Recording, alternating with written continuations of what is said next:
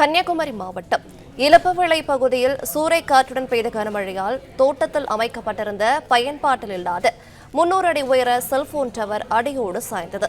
Tower விழுந்ததில் அருகில் இருந்த வீட்டின் முன்பகுதியின் மேற்கூரை மற்றும் சுவர்கள் இடிந்த நிலையில் வீட்டில் இருந்தவர்கள் காயமின்றி தப்பினர். விவரங்களை தருகிறார் செய்தியாளர் கண்ணன்.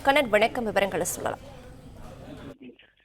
வணக்கம். அதாவது கன்னியாகுமரி மாவட்டத்தில் பரவலாக நேற்று காலை முதலே பருவமழை பெய்து வந்த நிலையில இரவு பலத்த காற்றுடன் கூடிய கனமழை கொட்டி தீர்த்தது.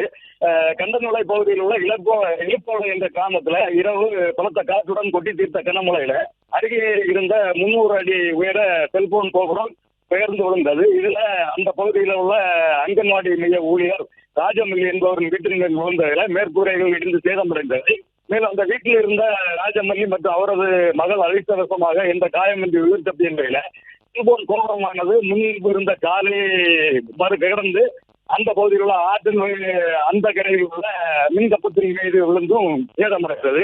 இதுல 3க்கும் மேற்பட்ட மின்கம்பங்கள் முறிந்து சேதமடைந்த நிலையில அந்த பகுதியில முழுமையாக மின்தடை ஏற்பட்டது. அதே போல அந்த கிராமத்துக்கு செல்லும் போக்குவரத்தும் வெகுவாக பாதிப்படைந்தது.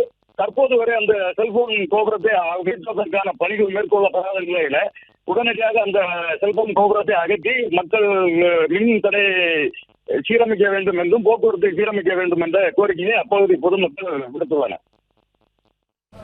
விவரங்களுக்கு நன்றி கண்ணன்.